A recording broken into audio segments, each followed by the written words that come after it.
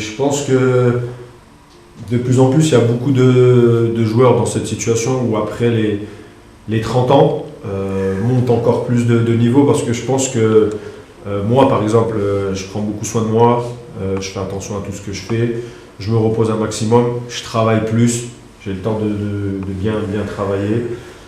Donc je pense que après avec l'expérience que j'ai eue auparavant, donc c'est pour ça qu'aujourd'hui je me sens super bien, que ce soit techniquement et mentalement.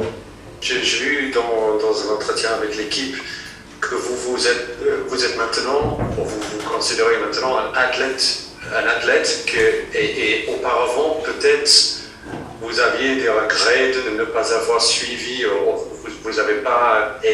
vous n'étiez pas aussi à point quoi, sur le repos par exemple, des autres choses. Non, après c'est pas des regrets, mais je pensais différemment, tout simplement.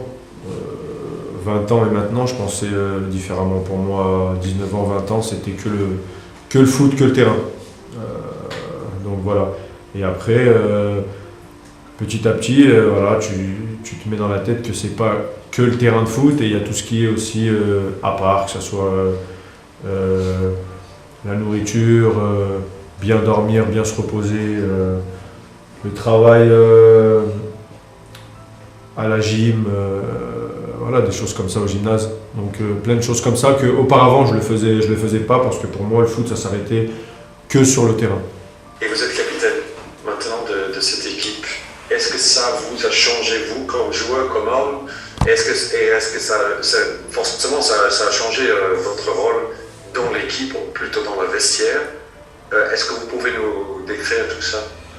Ouais, je pense que ça donne encore plus confiance.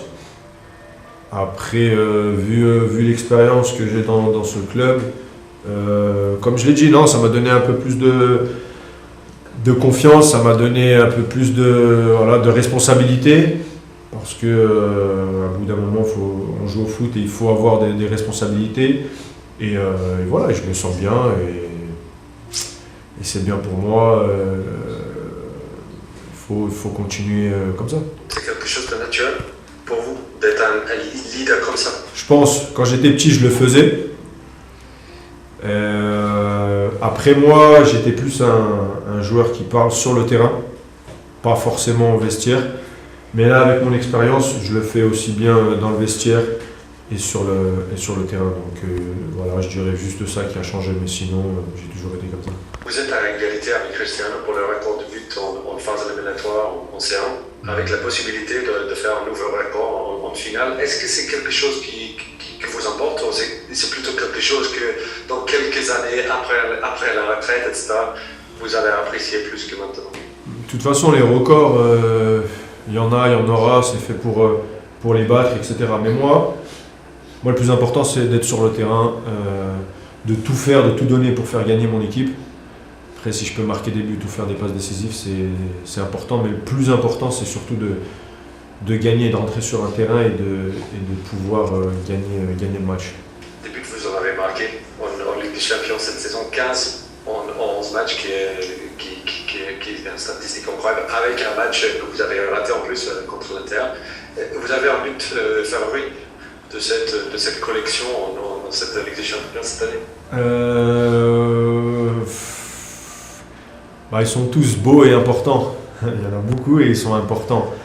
Après, peut-être le plus joli, peut-être le troisième but contre le PSG, ou alors le penalty contre Manchester City. Mais il y a aussi la tête à Chelsea, qui est jolie aussi, parce que c'est une belle action, donc peut-être celui-là. Justement, quel penalty contre Manchester City? Le premier dans le match aller? Le premier, ouais. Plus joli pour les gens qui aiment le foot. Mais le deuxième, beaucoup plus important. Justement, en parlant de cette penalty à Manchester, vous aviez dit que vous avez changé votre façon de tirer là, juste pour ce match-là, parce que vous étudiez aussi les gardiens, j'imagine. Ouais, mais surtout, j'ai le meilleur gardien du monde avec moi, Thibaut Courtois. Donc je m'entraîne souvent aussi avec lui. Et après, ouais, il faut changer, mais de toute façon, je m'entraîne aux entraînements parce que les gardiens ils deviennent de plus en plus forts et c'est de plus en plus compliqué de marquer des pénaltys. Oui, justement, cette penalty n'était pas improvisée dans le sens que vous n'aviez pas décidé sur le champ, tiens, je vais tirer comme ça. Vous aviez préparé ça, non? Non, mais déjà ça faisait un moment que j'essayais et j'attendais le bon moment, je dirais, dans un match comme ça où il y a beaucoup de pression. Comme ça, la pression elle s'enlève. C'est vrai. La pression à ce moment-là, à 4-2. Bah, je pense qu'il y a de la pression, c'est normal. Après, c'est de la bonne pression en fait. C'est ce genre de pression qui te permet de faire des gestes comme ça. Enfin, pour moi, hein. Après, je sais pas les autres. Ouais, je pense pas pour moi. Pas pour moi. Est-ce que vous étiez tenté de changer d'avis, de tirer comme d'habitude, entre guillemets, ou est-ce qu'il y avait à ce moment-là, est-ce que vous pouvez vous permettre d'avoir des doutes? Parce que vous aviez raté quelques pénaltys contre Osasuna. Deux. Vous avez raté des pénaltys. Est-ce qu'il y a à ce moment-là, vous avez tiré ces pénaltys 4-2, vous vous dites, tiens, je vais essayer je vais tenter le penalty. Est-ce que vous étiez tenté de changer? Moi, je dis, de toute façon, j'ai déjà dit, si tu tires pas de penalty, tu peux pas louper un penalty. Donc, non, j'ai posé le ballon et je savais que j'allais faire ça, donc j'avais pas d'autre pensée en fait. Je pensais que à faire ce geste-là. C'est intéressant, je vous ai regardé tirer le penalty, j'ai regardé plusieurs fois et ce que j'ai remarqué, c'est que vous regardez comme ça, vous regardez l'arbitre jusqu'au moment qu'il siffle et après vous tirez. C'était fait exprès? Non, je fais tout le temps ça. J'attends qu'il siffle, sinon je le vois pas ou j'entends pas. Je suis tellement concentré que j'entends pas. D'accord, c'est pour ça. C'était vraiment juste. Ouais, c'est pour ça que je regarde. Okay. Parce que la concentration, il y a beaucoup de concentration. Oui, à ce moment-là, vous êtes en train de. Vous prenez votre élan. Est-ce que vous entendez quelque chose? Est-ce que vous voyez quelque chose d'autre que le ballon ou... Non, j'entends rien. Non, j'entends pas grand-chose. Je suis juste concentré sur le geste, m'appliquer et puis en espérant que ça rentre. Justement, j'ai une question parce que je regardais que vous tirez le ballon et vous regardez. Est-ce qu'il y a un moment où vous vous dites zut, ça va taper le bar, comme Zidane en 2006, ça va passer au-dessus, parce que vous avez vraiment regardé le ballon comme si vous saviez, vous n'étiez pas sûr que ça allait rentrer. Non, je regardais le ballon parce que c'était un beau geste. Plus pour ça. Donc c'est pour ça que je regardais le ballon. Pas parce que je me suis dit ça va toucher la barre, mais surtout parce que c'était un beau geste et voilà, tout simplement pour attendre et célébrer le but. Oui, et encore justement quand vous partez pour faire votre célébration, vous secouez la tête comme ça. Et c'est parce que justement c'était un beau geste. Je pense que non, c'est tout le monde qui a regardé. Simple célébration comme d'habitude, hein. Je le fais souvent. D'accord, je me suis dit parce que moi quand je regardais comme tout le monde, comme j'ai vu le but de Zidane en finale en 2006, je me suis dit comment. Pour nous, les gens normaux, c'est difficile à comprendre comment vous avez le courage de faire ça en ce moment. C'est incroyable. Non, mais après, je suis courageux de toute façon dans toutes les situations. Mais après, comme je l'ai dit, c'était un geste où déjà je pensais quand le faire. Et voilà, là, c'était le moment de le faire. 4-2, ça nous permet de revenir dans le match. Il ne reste pas beaucoup de temps. Il y a de la pression, donc voilà. Votre façon de retirer le penalty dans le match aller, est-ce que ça a eu une influence sur le penalty du match retour? Non, parce que c'est un autre match, parce que c'est différent. Et c'est pas pareil, il y a plus de fatigue, donc ça n'a rien à voir. Et quand ça rentre? Délivrance, je dirais. Tout le monde est content parce que jusqu'à 90... À la 90e minute, on était éliminé.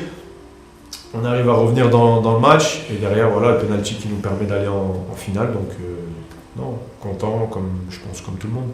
Paris Saint-Germain, Chelsea, Manchester City, nous, on regarde ça, c'est quasiment comme le final Liverpool-Milan en 2005, mais en boucle.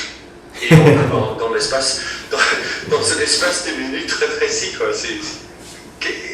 Nous, on n'arrive pas à croire quand même que ça se passe comme ça. Bah, je pense que... Qu'est-ce que ça fait d'être sur le terrain? Qu'est-ce que ça fait d'être sur le terrain dans des matchs comme ça? Non, c'est des émotions qui vont rester gravées à vie parce que notre parcours en Ligue des Champions, c'était pas facile. On a joué Paris Saint-Germain qui était l'équipe favorite à gagner. On a joué le champion en titre Chelsea. On a joué le finaliste Manchester City. Donc ça prouve qu'on est une très très bonne équipe et que personne ne nous mettait favoris parce qu'on n'est pas favoris et comme je le dis, il n'y a plus de favoris et ça montre qu'on lâche pas et surtout qu'on a une force mentale, un groupe très fort et que avec l'aide de nos supporters, on peut retourner toutes les situations. Oui, justement, on a l'impression de l'extérieur que surtout avec le match contre City et Paris Saint-Germain, que les supporters ils ont cru et ça vous a encore transformé de chercher d'aller gagner et que ça a eu aussi une influence négative sur vos adversaires. Mais de toute façon, un supporter, moi je dis toujours que le supporter c'est le 12e homme, le 12e joueur. Pourquoi? Parce que tu as besoin d'un supporter pour la confiance, pour le mental, pour faire le dernier effort, la bonne passe. Donc si aujourd'hui on arrive en finale, c'est aussi grâce à nos supporters. C'est grâce à notre groupe, à ce qu'on fait sur le terrain, mais nos supporters aussi qui sont là et qui nous poussent à faire ce genre de match. Et c'est clair qu'il y a l'osmose entre l'équipe et les supporters. Comment vous avez fait l'osmose entre les générations dans l'équipe? Comment vous avez fait cette mélange gagnante entre équipe, joueurs expérimentés, dont vous êtes un, et les jeunes joueurs comme Rodrigo, comme Vinicius, comme Eden Militao, et c'est pas forcément évident en fait. Ouais, mais c'est des joueurs jeunes par l'âge, mais qui ont déjà 70, 100 matchs. Il y en a qui ont 70, il y en a qui ont 100 matchs. Mais après, non, c'est un groupe où les plus jeunes, ils écoutent les plus anciens. Et voilà, on donne des conseils. Eux aussi disent ce qu'ils pensent. Et c'est comme ça que fonctionne un groupe. Il n'y a pas d'écart à part l'âge, mais sinon, on vit bien tous ensemble, quoi. Et le coach s'enrôle dans ça, et aussi avec vous, parce que j'ai vu la vidéo vous étiez dans le bus avec le trophée pour la Ligue 1, il vous tape sur l'épaule comme ça, vous retournez et il est de l'autre côté. C'est une petite blague de cours de récré. Vous avez l'air d'avoir un très bon... on a une très bonne relation, hein, mais de toute façon avec tous les joueurs, hein, c'est un coach, c'est un des meilleurs coachs au monde. Moi j'aime beaucoup travailler avec lui.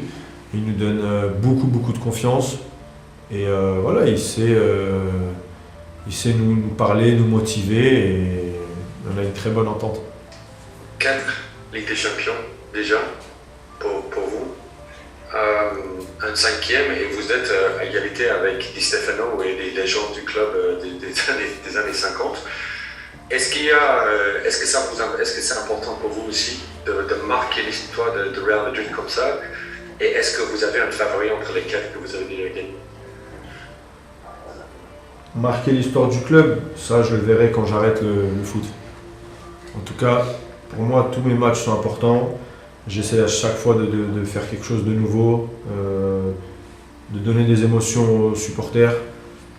Après, bien sûr, c'est un rêve encore de gagner encore une Ligue des Champions, mais il faut bien se préparer et jouer ce match, une finale pour la gagner.